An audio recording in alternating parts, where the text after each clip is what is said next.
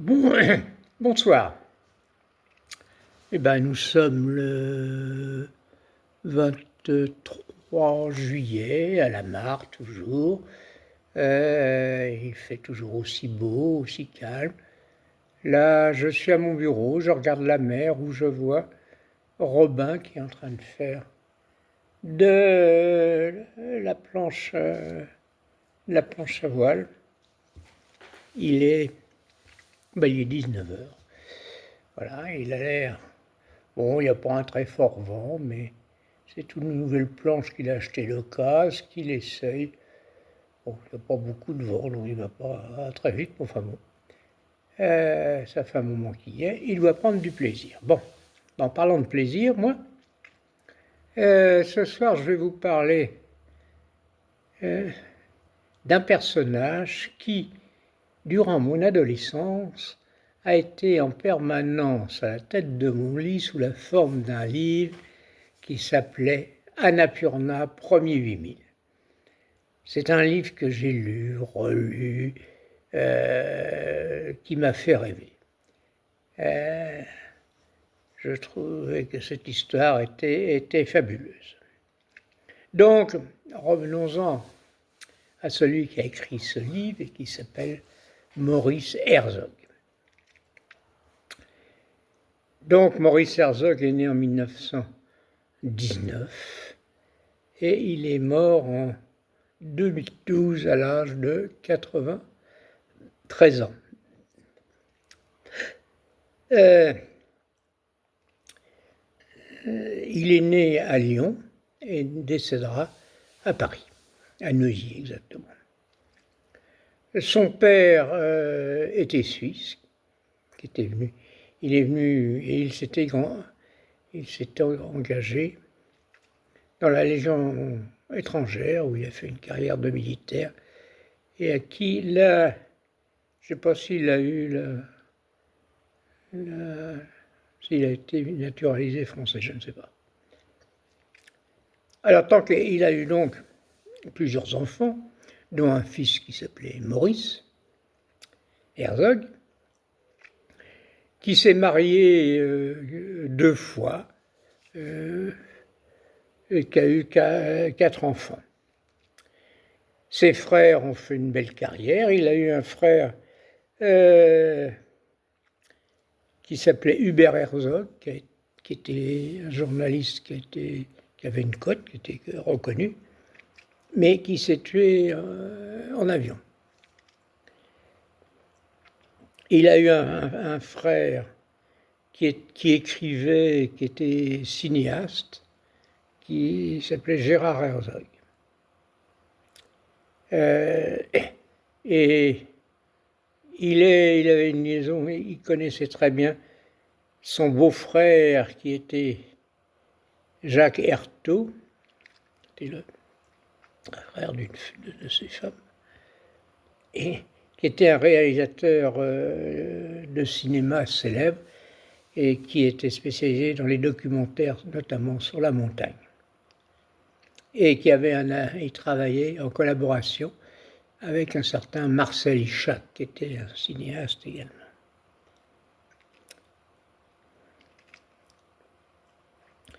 Bon, donc Maurice Herzog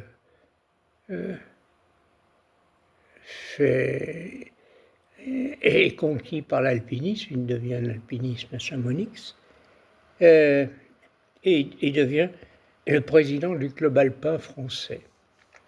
Et il crée quelque chose qui est toujours en vigueur, c'est l'UCPA, l'Union des clubs alpins, enfin bon, qu'on veut apprendre à faire de l'escalade et du ski, on va à l'UCPA, qui est toujours en activité et qui est une association extrêmement vivace. Alors, en 1950, Maurice Herzog lance l'idée de constituer une équipe et de faire une expédition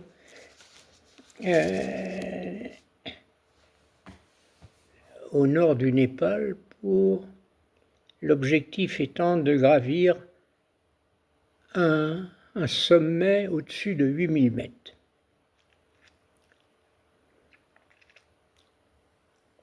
Chose qui n'a jamais été réalisée jusqu'à ce jour. Alors, il recrute parmi ses amis alpinistes, il contacte Louis Lachenal, Gaston Rebuffat, qui était des grands alpinistes à l'époque, une bête de la montagne qui s'appelait Lionel Terray. Il recrute donc un cinéaste, Marcel Ichac, de manière à ramener des images de cette expédition. Il prend d'autres alpinistes, Jean Gouzy, Marcel Schwartz. Il emmène un médecin qui s'appelle Jacques Oudot, qui sera très utile, comme vous allez le voir. Un politicien, je ne sais pas comment ça se fait qu'il est là, lui, qui s'appelle Francis, peut-être pour faciliter le problème diplomatique, qui s'appelle Francis Denoyel, et un Sherpa népalais, Ajiba, qui leur a été recommandé par le sultan du coin. Et donc l'objectif étant d'atteindre un sommet à plus de 8000. Alors cette expédition, qui s'est terminée par un succès d'ailleurs, a été immortalisée d'une part un livre, ce fameux livre que je lisais en permanence auprès de moi, qui s'appelait Annapurna premier 8000, d'un film réalisé par Ichac de l'expédition qui s'appelait Victoire sur l'Annapurna, et ils avaient également fait la première de Paris Match. Donc il y avait une audience nationale énorme. En 1950, où ils décident de lancer l'expédition, il y avait eu 20 tentatives, 20 expéditions qui avaient tenté de dépasser les 8000, et tout ça sans succès. Donc ils ont à leur disposition, Herzog choisit 2 endroits, 2 sommets qu'on pourrait viser, un qui s'appelle le Dolakiri, qui est dans le Népal aussi, et qui est à 8160 mètres, et un qui s'appelle l'Annapurna, qui est à 8078 mètres. Donc ils s'installent au Népal, mais sur cette région, à l'époque, ils n'ont pas de documentation, les cartes sont erronées, il n'y a pas de truc fiable, ils n'ont aucune information, aucune piste. Donc, ils décident, Herzog avec son équipe s'installe là-bas, un camp, et ils vont commencer par, pendant plusieurs semaines, à faire des relevés typographiques, à se renseigner, qu'est-ce qu'ils pourraient prendre comme trajet, comme chemin. Donc, ils font connaissance avec l'endroit. Donc ce camp de base est un endroit qui s'appelle, que je ne sais pas très bien où c'est, à Tukush, au nord Népal. Et il lance des équipes légères parmi ses amis, des équipes qui vont reconnaître les deux endroits, de manière à qu'ils essayent d'établir une stratégie d'attaque et lequel ils allaient retenir. Alors l'ensemble, d'ailleurs, avant de partir, c'était l'ensemble de l'expédition avait été drivée, lancée, l'idée certainement financée par un Anglais. Donc je n'ai pas noté le nom d'ailleurs. Et il a demandé à ce que tous les membres de l'expédition, dont je vous ai donné les noms, portent serment de respecter les ordres qui seront donnés par le chef de l'expédition, qui est Maurice Herzog, et de ne pas contester les choix qu'il fera. Alors, donc, une fois installé là-bas, le Raja du coin de la région, donc lui leur délègue ce fameux Rana qui accompagnera l'équipe et qui est chargé de recruter les porteurs qu'on appelle là-bas des coulis. Donc il en recrute 200. Il faudra il rencontre beaucoup de misère parce qu'ils se mettent en grève, parce qu'ils vont être payés plus. Alors il faut que le Raja intervienne. Enfin bon, c'est des gens pas faciles à manier. Alors donc c'est trop lourd pour eux. Alors il est obligé d'en recruter d'autres. Alors, le rôle de coulis, c'est de porter le matériel qu'il faut, et donc ils portent chacun 40 kilos. Alors, donc une fois que tout ça est rassemblé, le matériel, les équipes sont faites, il est conduit le 10 avril à recruter d'autres coulis. Bien, alors ils se mettent en branle, ils atteignent le point pour former un camp de base à 700 mètres le 16 avril, où ils recrutent encore d'autres porteurs, parce qu'il y en a qui ont fait défection, qui sont partis. Enfin, ça m'a l'air extrêmement pointu de gérer ces fameux coulis. Donc ils atteignent Cucuche, comme je disais, qui est donc à 2500 mètres d'altitude. Après d'avoir marché pendant 15 jours, étape par étape, pour trouver le meilleur circuit.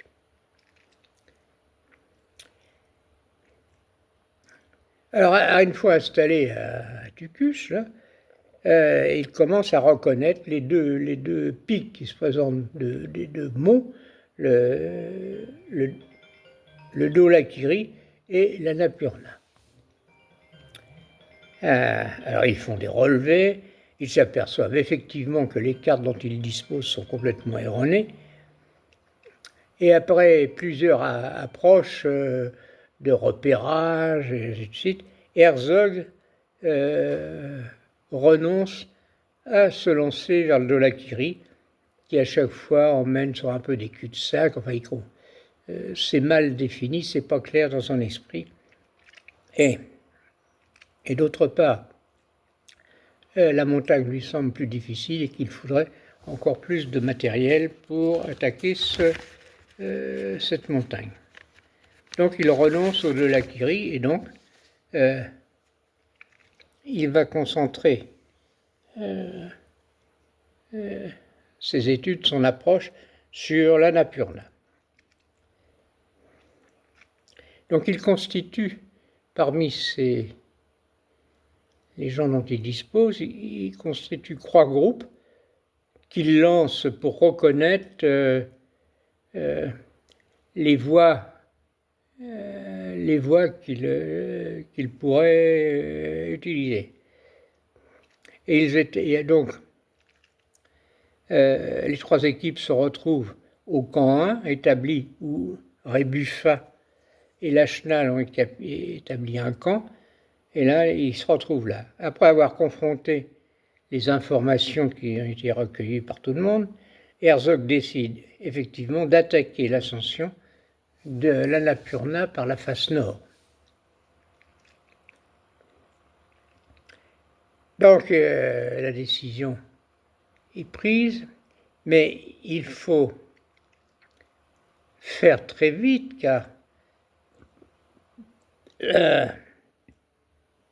la mousson est annoncé pour apparaître le 5 juin.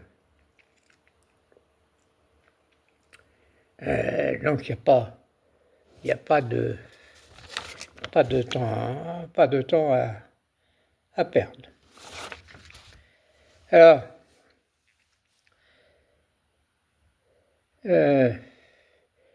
donc, il demande à ce que, comme la décision est prise, que Ishak et Udo, le médecin et le cinéaste, viennent avec leur matériel. Et Herzog, Lachenal, Rebuffa et Thierry décident de lancer l'ascension. Ils partent eux-mêmes avec le matériel, faute de la présence des Sherpas. Ils finissent la première journée avec le matériel sur les dos, ils sont complètement épuisés. Et là, ils fondent le camp numéro 2 et ils se trouvent à 5900 mètres. Le soir même, après être monté là-haut, avoir installé le camp, Lionel Thierry décide de redescendre au camp 1.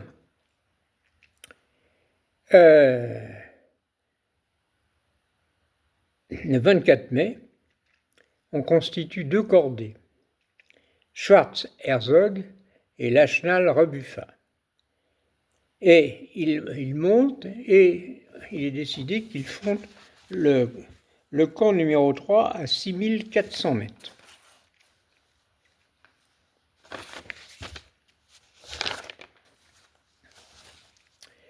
Donc ils installent ce fameux camp et après avoir installé le camp 3, ils redescendent vers le camp 2 pour aller rechercher du matériel certainement. Pendant la descente, Schwarz fait une chute et il est sonné. Il ne se sent pas bien, il faut l'envoyer au repos et voir le docteur Udo. Au camp numéro 2, il retrouve l'omniprésent Lionel Thierry qui arrive du camp 1 avec du matériel et des coulis. Et Herzog le retrouve au camp 1, et où se trouvent donc Ishak et Udo, le fameux cinéaste, et le médecin qui sont arrivés avec leur matériel, au camp numéro 1. Alors le lendemain, tout le monde retourne au camp 3 avec les Sherpas et du matériel, et le lendemain, ils installent le camp 4 à 6850 mètres. Il neige, il fait un froid énorme. Herzog et 2 Sherpas redescendent au camp 2, où ils retrouvent à nouveau Thierry, et la mousson s'annonce, il neige, il fait froid, il y a du vent, il y a du brouillard, c'est l'enfer. Donc le 29 mai, Thierry remonte au camp numéro 3 et Herzog, lui, reste sur place au 2. Lachenal et Gouzy arrivent au camp 2 et Noyel, lui, arrive avec du matériel qui vient du camp 1. Alors, durant la montée, ils ont croisé Thierry et Buffa avec 2 Sherpas qui commencent les 2 Sherpas souffrent de gelure. Le groupe Herzog décide d'atteindre qu'il ne faut pas perdre de temps, il faut absolument atteindre le sommet immédiatement. Alors après une nuit au camp 3, ils partent vers le camp numéro 4. Herzog et Lachenal passent la nuit au 4 où il fait un froid. Il souffre énormément, il fait très, très mauvais. Le 2 juin, ils quittent le camp 4 et il monte à 7500 mètres pour créer le camp 5. Herzog propose au Sherpa qui l'accompagne jusque-là de l'accompagner jusqu'au sommet. Et le Sherpa, devant les conditions atmosphériques et le froid qu'il fait, refuse la proposition d'Herzog et il redescend. Donc, les Herzog et Lachenal se retrouvent seuls, sans porteur, et ils passent une nuit terrible, compte tenu du vent et de la température qu'il fait. Le 3 juin à 6 heures, ils quittent la tente du camp 5 en direction du sommet. Mais Lachenal et Herzog commencent à sentir les méfaits du gel sur leurs extrémités. Lachenal est prêt à renoncer car il sent que ses pieds sont en train de geler et il ne se fait pas à l'idée d'être amputé, que ses pieds gèlent et qu'on soit obligé de l'amputer. Herzog, lui, dans tous les cas, il décide de poursuivre malgré les morsures du gel. Avec l'altitude et le manque d'oxygène, leur esprit se trouble, les gestes deviennent très lents, ils n'ont plus la notion du temps. Donc là, ils ressentent bien qu'ils ne sont pas dans un état normal. Et à 14 heures, le 3 juin, ils atteignent le sommet de l'Annapurna. Ils font des photos dont l'une est extrêmement sévère où on voit Herzog avec son piolet, les mains levées au sommet de l'Annapurna avec le drapeau français fixé sur son piolet. Cette photo a été faite donc par Lachenal. Alors, Lachenal est extrêmement pressé de descendre car il sent que ses pieds sont en train de geler. La brume tombe, la neige tombe, il fait un froid et Herzog prend conscience de la situation et des risques qui sont présents. Et il sent que ses mains sont en train de geler. À un moment, il veut aller dans son sac pour prendre de la nourriture. Je vois, il s'assied, il est dans la pente, il prend son sac. Et pour atteindre son sac, il avait posé ses gants et il échappe ses gants qui dévalent la pente dans la neige et qu'il ne peut pas rattraper. Donc il va continuer de descendre l'expédition les mains nues. Comme bien évidemment, vu la température qu'il fait, on doit être aux alentours de moins 30, elle gèle. Et en plus, compte tenu de la brume, en descendant, ils ont bien du mal à retrouver le camp 5 pour se mettre sous une tente, de faire un peu de chauffage. Alors,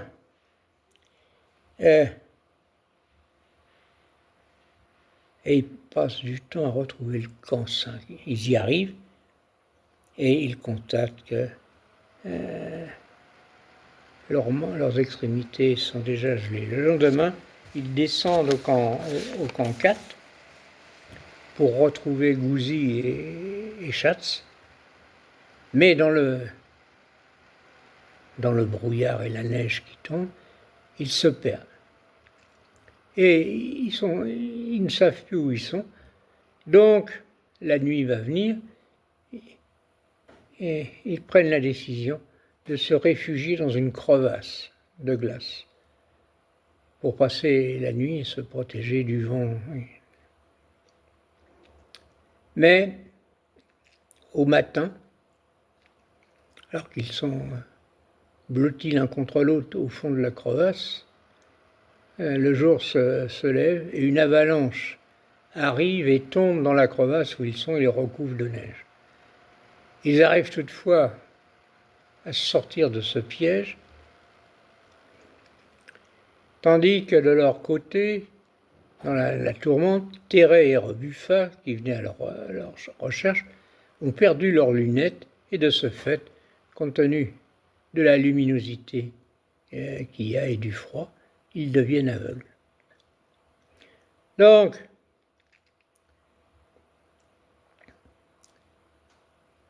c'est quelque chose, une situation dramatique.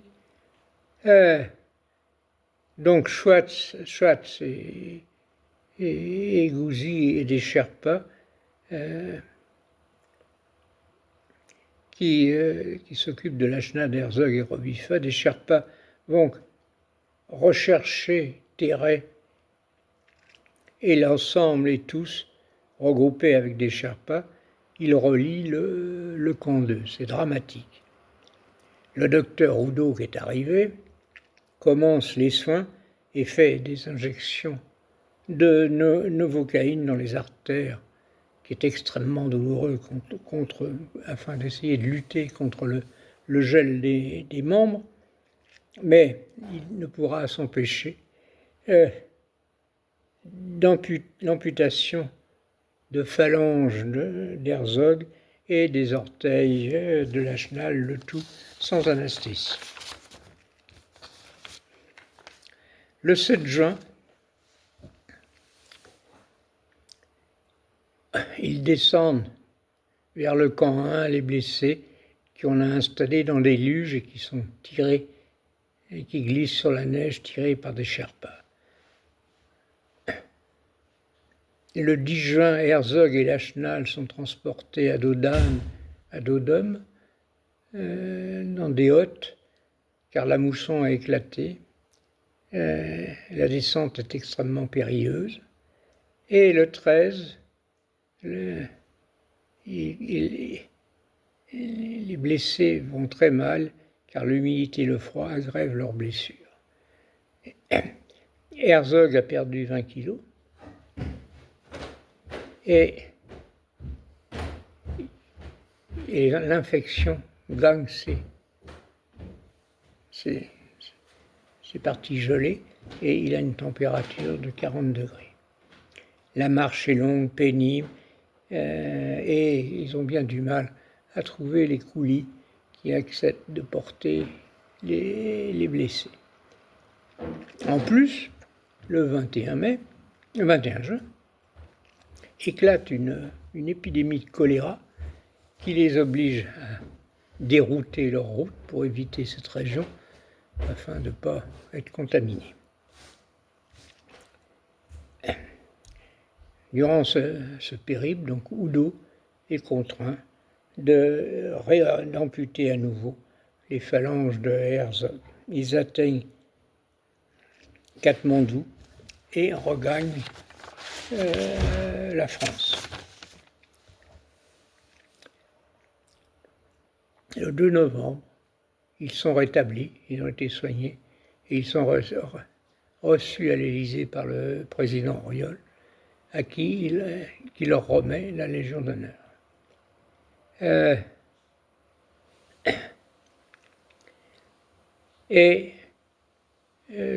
Gaulle prend le pouvoir en France et de 1958 à 1966, Herzog sera un homme de confiance de Gaulle, qui le mandate pour mettre en place des maisons des jeunes et de la culture, de développer le sport en France.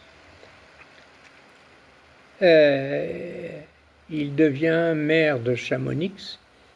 Il souhaitait être maire de Lyon, mais il a échoué. Et il sera élu député UDR, gaulliste, du Rhône. Donc, voilà le périple de cet homme donc qui était pour moi jeune un héros. Et je vous conseille, avec vos jeunes adolescents, vos enfants, faites-leur lire le livre Annapurna, premier 8000. Je pense que c'est une histoire qui leur fera du bien et qui les intéressera. Voilà, j'ai passé un bon moment avec en vous relatant l'histoire de cet homme et je vous dis à bientôt. Au revoir.